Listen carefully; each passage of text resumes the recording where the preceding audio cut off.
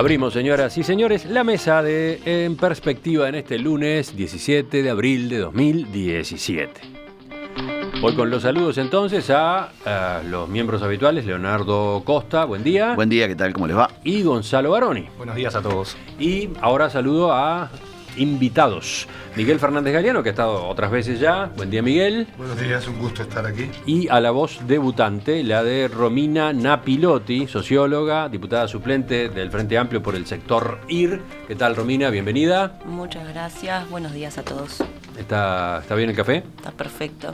Estamos terminando de aprontarnos todos. Creo que podemos ahora sí largar.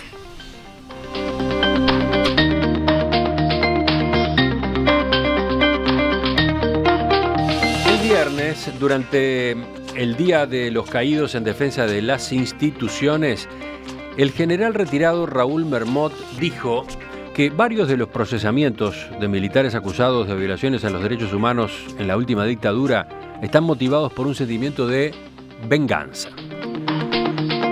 Mermot cuestionó que la justicia impute a exmilitares en base a un solo testimonio y en particular se mostró molesto por el procesamiento con prisión de Rodolfo Gregorio Álvarez Nieto, sobrino del exdictador Gregorio Álvarez, que fue acusado de participar en una sesión de torturas al dirigente del Zunca, Gerardo Riet Bustamante.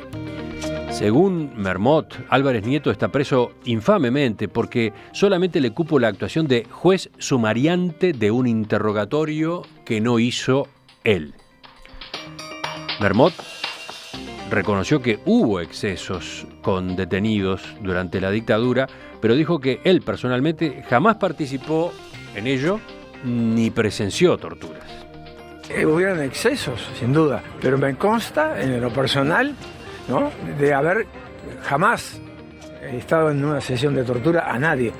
No confundir tortura con apremio físico. Se puede dejar a una persona detenida un tiempo prudencial hasta que se canse y pueda hablar, pero eso es apremio físico. Torturas no hay. Los escucho, ha dado mucho que hablar el discurso, ha dado mucho que hablar lo que luego Mermot declaró, consultado por periodistas, ha sido tema de conversación en el fin de semana. ¿Quién empieza? Por ejemplo, ¿yo? ¿Puede ser? Miguel. Bueno, en primer lugar decir que lo de Mermot se comenta solo. Podemos siempre agregar algo, pero se comenta absolutamente solo. Y en realidad la reflexión que yo quería hacer, la primera que quería tirar, es que a mí me parece que lo que muestra este hecho es lo grave es que hayan pasado 30 años para juzgar, para procesar por el delito de tortura a una persona en Uruguay, cuando la tortura se constituyó en una práctica sistemática, en una forma de gobierno, sin exagerar, porque en realidad el terrorismo de Estado en buena medida se sostuvo en base al hecho de la práctica sistemática de la tortura, las detenciones arbitrarias y sobre todo el hecho llamativo, el hecho grave de que mucha gente estaba durante días, semanas y meses bajo tortura sistemática, y después era llevado a una pantomima, a un escenario, una mise en scène de un tribunal que lo juzgaba y que hacía ratificar todos los hechos. Es más, concretamente el caso que está en cuestión, el de Gerardo Riet, es detenido el 8 de mayo del 80. Gerardo Riet era dirigente del área de propaganda del Sindicato Único de Trabajadores de la Construcción Afines, del Zunca. Fue detenido, estuvo primero en el GIOR, posteriormente fue trasladado a La Tablada y allí sufrió torturas degradantes, cruentas. Incluso se le llegó a amenazar, a amedrentar con fingir la muerte de su hermana, decirle que su hermana estaba muerta, que había sido detenida también en esas circunstancias.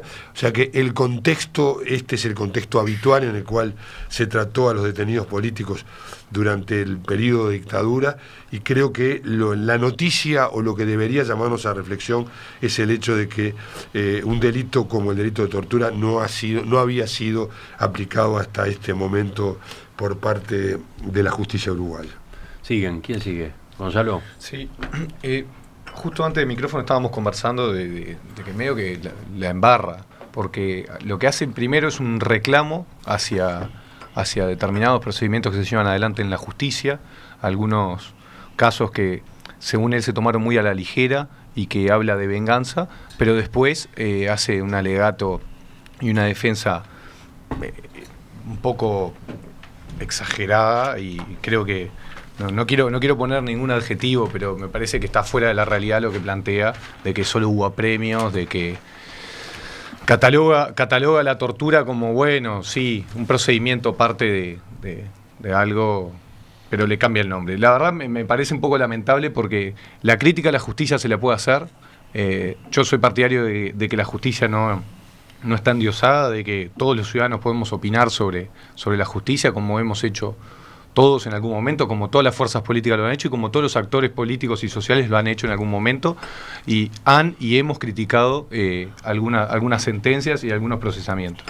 Sin embargo, cuando ya entramos a discutir la no existencia de algo que está comprobado, que fue terrorismo, que fue lamentable, que se utilizó al Estado para realmente perseguir gente que pensaba diferente, gente que luchaba por la democracia y demás, la verdad me parece bastante lamentable, y me parece que anula todos los comentarios y todas las críticas que podría haber hecho, más allá de compartirlas o no, al comienzo de su declaración. No, que si algún día tengo un problema, que no me defienda Bermot, sería quizás la conclusión de que está haciendo Gonzalo, porque en realidad él pretende defender algo que habló como un juez sumariante. Seguramente supongo lo que debe haber querido decir es que lo interrogó algún funcionario judicial y después el juez, en base al interrogatorio, terminó laudando, cosa que no sabemos, pero supongo que a eso se debe estar refiriendo. Lo que pasa es que cuando quiere trazar una línea... Sí, dice, es muy sintomático que se procese con prisión a un hombre al que le cupo solo la actuación de juez sumariante durante un interrogatorio. La jueza lo procesó por complicidad infamemente, dice Bermot. Tendrá que verse la forma de que esto no siga siendo así. Un hombre que hace un acta para hacer constar lo que dice un detenido no puede ser considerado cómplice, coautor ni nada. Salvo que le diga al detenido que si no firma sabe lo que le va a pasar. Claro, a ver, los detalles de esto, yo es muy difícil, siempre digo, opinar sobre procedimientos judiciales en los cuales uno no vio todo el expediente, y un poco como dice Miguel, hasta las declaraciones de quien estuvo damnificado en este caso, que fue Riet. Entonces, pero si alguien quiere defender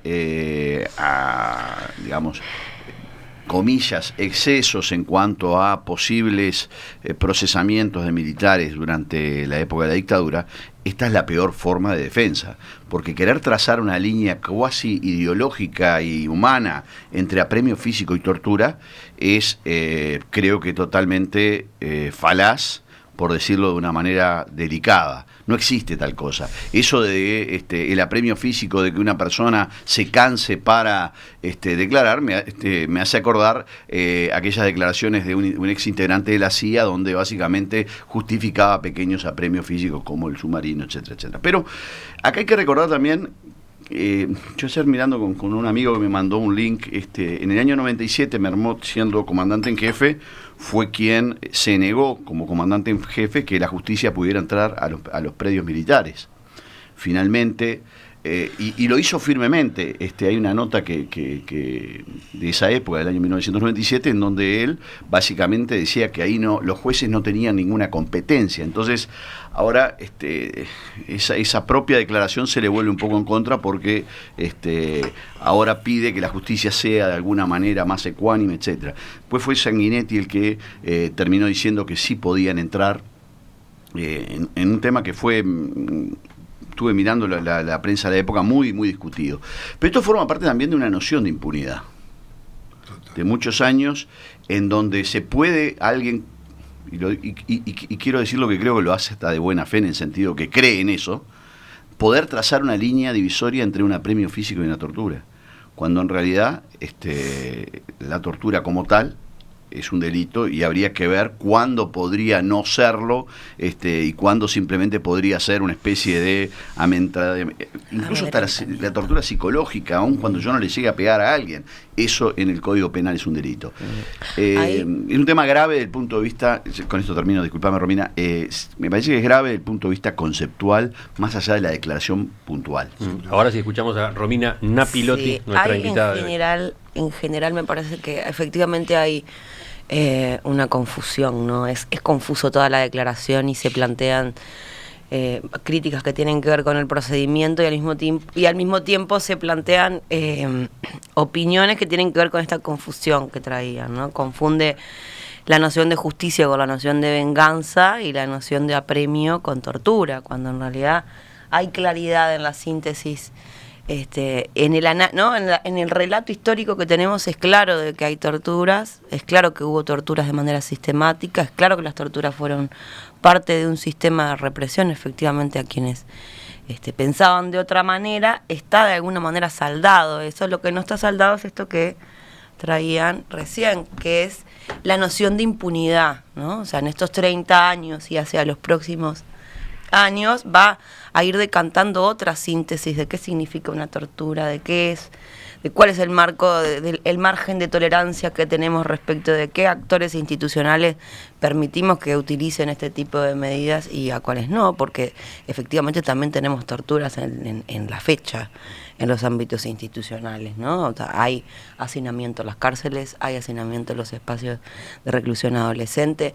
Entonces, el margen de tolerancia que tenemos respecto de la impunidad y qué relato hacemos de él en los distintos momentos de la historia es parte de una cosa que va a ir decantando con los años. Entonces, acá lo que básicamente tenemos es una convivencia de una persona que cree de una manera y que la historia le viene pasando por arriba. En favor de Bermot hay una cosa que hay que decir, que fue de los pocos militares que en su momento asumió como institucionalmente los excesos. Los excesos. Lo que pasa es que esto de él también fue un exceso, o sea que simplemente quería decir. Y una cosa que decís tú que está buena es cierto, hoy tenemos situaciones de hacinamiento y ese, pero la diferencia para mí entre un Estado de Derecho y uno que no es la posibilidad de que un juez, un tercero imparcial, como decía un autor italiano, pueda intervenir y decir esto no, como pasó hace poco en ciertos apremios que hubo en una guardia en una cárcel en Uruguay. Esa para mí quizás sea no menor la gran diferencia. Justamente por eso el valor de que la justicia pueda expedirse respecto de esto y la necesidad de que tenga que decir y que lo pueda hacer a través del procedimiento adecuado, por supuesto, eso ni hablar, pero por eso también el valor de poder defenderlo y de socialmente mantenerlo como un valor propio de una democracia. Sí, una cosa que no debemos perder de vista es el contexto de intervención de la justicia militar.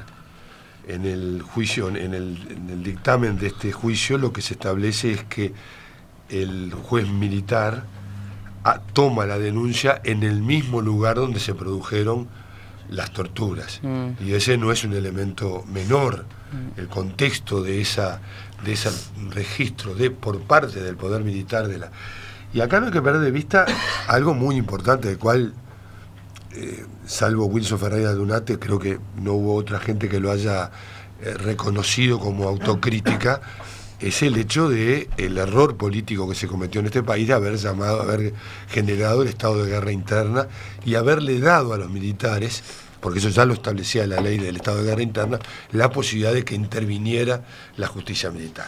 La intervención de la justicia militar, una justicia que de alguna manera está circunscrita a los fenómenos. Por definición no es justicia. No es justicia, sino que es un aparato accesorio de la estructura militar, operando sobre civiles y sobre un estado de guerra interno.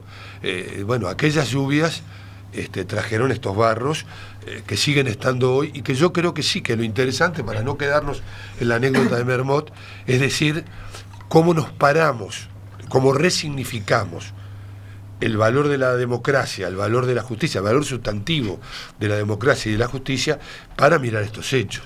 O sea, en el contexto histórico de la represión abierta y de querer dejar una lápida sobre la democracia uruguaya del 80, que era todavía una intención de los militares y que era una intención muy firme de los militares, llevarse a Gerardo Riet, torturarlo 20 días, que tendría 23, 24 años, un trabajador joven, y sacarle una declaración y decirle, y firme acá y hágase cargo de todo esto, porque si no sabe lo que le toca, es ayuda menor, no sustantiva, como dice el dictamen judicial, pero sí es colaboración con la tortura. Yo voy a puntualmente a las declaraciones de Mermot, que me parece que dicen mucho en pocas palabras, porque insisto con el tema de la filosofía y cómo se ve esto. Iba a la segunda parte, a la parte de la venganza y la parte de cuando dice muchos de los que hoy están dirigiendo al país. Yo noto como que una pena o una lástima de algo que se rompió o algo que evidentemente había un acuerdo ahí o algo que se pusieron de acuerdo, porque durante muchos años... Voy a las palabras de Mermot, ¿no?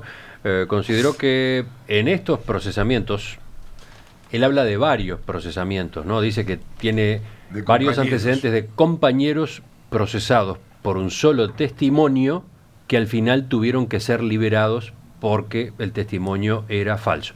Acá estamos en la parte de la crítica a la actuación de la justicia, ¿no? Luego señala, en esos procesamientos hay algo de venganza por los años que pasaron por el quiebre institucional, y viene la frase a la que recién aludía Gonzalo: no olvidemos quién tiró el primer disparo, quién incitó las acciones en un gobierno democrático, los tupamaros, muchos de los cuales están hoy dirigiendo al país. Y agrego algo más, y dice, y estaban procurando hacer cosas que no se debían hacer. Eso también lo dice al principio, que es un poco triste. Yo ahí es lo que me preocupa. El tema de revancha y no aceptar que en realidad, en parte lo acepta cuando dice quiebre institucional. Por lo menos está aceptando que hubo un quiebre institucional. Pero después todo el resto de quién tiró la primera piedra y justificando que los militares tuvieron que actuar y tuvieron que hacer determinadas cosas para poner una calma, porque ya el hecho del acto de los caídos, de que en defensa de las instituciones democráticas, a muchos de nosotros por lo menos nos rompe la vista, nos molesta, y no estamos de acuerdo porque estamos convencidos que hubo una rotura, un quiebre institucional y un apoyo de las Fuerzas Armadas a que esto durante muchos años no funcionara. Y agrego algo más, no confundamos, son las cabezas o gran parte de los que llevaban adelante las Fuerzas Armadas, no los militares, porque mucha gente hasta el día de hoy sigue atacando a muchos de los militares, a los más jóvenes, a los que recién ingresan y demás, y los miran con un poco de bronca y calentura. Entiendo por los recuerdos, pero no es las Fuerzas Armadas de hoy, por lo menos lo tengo claro. Pero iba a la segunda parte, el tema del pacto y de algunos acuerdos que había, porque esto se está sucediendo en los últimos años, pero durante mucho tiempo tuvimos un ministro que los defendía abiertamente y que realmente estaba a favor de que muchas de estas cosas no se tocaran. ¿A quién aludís? A Huidobro, a Fernández Huidobro, que durante mucho tiempo, muchas de las barbaridades, que ahora estamos hablando de un teniente general retirado, pero muchas de las barbaridades las dijo un ex ministro de Defensa, un senador y un participante y un actor fundamental de esa época. Entonces, muchas de estas impunidades también... barbaridades. Pero Fernández Huidobro, que yo recuerdo, no dijo algo como esto. No, eso no lo dijo, pero... que no hubo torturas y sí a premios. No traje una lista de barbaridades que dijo Fernández Huidobro, pero me parece que dijo... Sí recuerdo cuestionamientos de Fernández Huidobro a actuaciones judiciales sobre militares acusados de violaciones a los derechos humanos. Eso sí. Y defensas tácitas a varios de los militares implicados en muchos de estos hechos, ¿no? Entonces me parece que hay una generación ahí que no termina de saldar algo, que nosotros en realidad estamos opinando a veces por cuentos, por relatos. Algunos ni siquiera habíamos nacido, otros recién habían nacido, entonces dicen, no, estos muchachos, ¿por qué pueden opinar? Sí, en realidad podemos opinar porque es la institucionalidad de nuestro país, es lo que no queremos que vuelva a pasar, y que además esa generación hay cuentas que no saldó y que evidentemente no dio la marcha atrás, no dio vuelta a la página, y no se ponen de acuerdo de que fue un desastre, que se cometieron excesos, principalmente de un lado, de los dos lados, pero principalmente de un lado, porque tenía el poder del Estado y la impunidad para hacer cualquier barbaridad. Yo creo que más que una generación que no hace se cayó algo. Sí.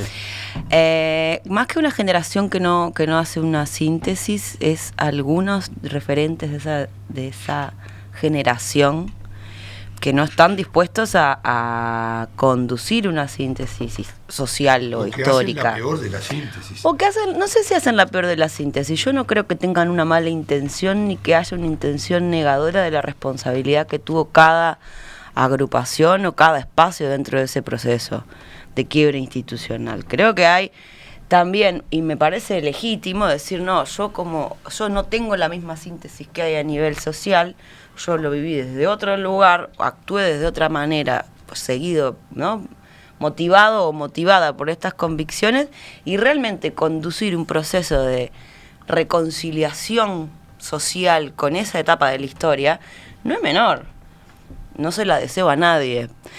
¿Es necesario que ellos la conduzcan? No lo sé. Mi generación, yo tengo 32 años, lo intentamos a través del plebiscito de Elsie Rosado, la generación de mis viejos lo trató de hacer a través del plebiscito del 84, o sea, no... Conducir ese proceso no es nada menor, entonces sí, van a recaer las contradicciones y las lecturas contradictorias sobre alguna de las personas que integran esa generación, como van a caer sobre mí una lectura nueva, distinta, con la cual vamos a chocar, pero vamos a chocar no solo en eso, vamos a chocar en un montón de aspectos que tienen que ver en cómo lidiamos con la violencia en la política, en cómo lidiamos con la hostilidad en la política, en cómo lidiamos el papel de la justicia en los procesos históricos. O sea, no tiene que ver con lo que podemos sostener cada generación, sino con lo que cada actor desde cada una de las generaciones realmente puede embanderarse. No me parece menor que justamente sean figuras conflictivas las que de alguna manera les cae esa mochila arriba, y a quienes nos caen las nuevas generaciones esa mochila arriba tenemos que básicamente lidiar con esas contradicciones de la manera que se expresan a nivel institucional. ¿Cerramos con algo más? Sí, aún a riesgo de caer en una simplificación, creo que lo que está en crisis total acá es la idea de que la dictadura se sostuvo en función de una guerra que no existió, y que si existió terminó en el 72. Después hubo muchos años de dictadura y de entronización del poder militar, cívico-militar, en el proceso uruguayo, con todas las consecuencias que tuvo en materia de terrorismo de Estado, de restricción profunda de las libertades, y que no hubieron dos demonios, que la teoría de los dos demonios es una teoría absolutamente... Bueno, sí, se puede opinar todo, la libertad es libre, pero dos demonios no hubieron acá. Evidentemente creo que cada quien puede hacer autocrítica como quiera de lo que hizo. Lo que no tiene derecho es indignarle a otros una aceptación de un estado de represión como el que tuvo el país, y decir que eso es parte de... somos todos igualmente culpables. Y un apunte, puedo opinar porque estamos en democracia, ¿no, Marmot? No, yo creo que o sea, la opinión de Marmot, reitero, la crítica a la justicia puede ser válida e incluso puede hasta asistirle razón. Lo que no asiste a razón es la justificación moral que hace después. Eso es injustificable. Bien. Muchos mensajes tengo de los oyentes, pero puedo elegir para cerrar este de Manuel. En la historia reciente, en lo que va desde 1960 a 1985, no hay ángeles 100% buenos, ni diablos 100% malos, dice. Tanto tupamaros como militares tuvieron aciertos, ambos cometieron salvajadas, ambos dijeron actuar en nombre del pueblo, etcétera, etcétera. Por favor, no sigamos alimentando la falsa historia de los buenos contra los malos. Yo rechazo a los dos bandos. Opa. Dice. Es legítimo, ¿no? Y está bien, yo creo que también que los militares, que los tupamaros cometieron errores que llevaron a cuestiones... a luchar contra el gobierno democrático, pero lo que pasa es que lo que pasó después no tiene que ver con lo anterior. No está explicado por eso, entonces ese es el... ¿Cómo? Que no está explicado, que eso no está explicado por la dictadura, no está explicada por la acción del MLN. No, y es una realidad que gran parte en el inicio, no en la salida, pero en el inicio gran parte de la población estaba fuera de todo esto. O sea, realmente la mayoría estaba balconeando esto. Y fueron dos bandos que, bueno, evidentemente había una... Pero la represión... Eso vino después. Yo digo al principio me parece que a lo que apunta Marmot, que que después le agarra, ¿no? Volvemos a la mesa enseguida.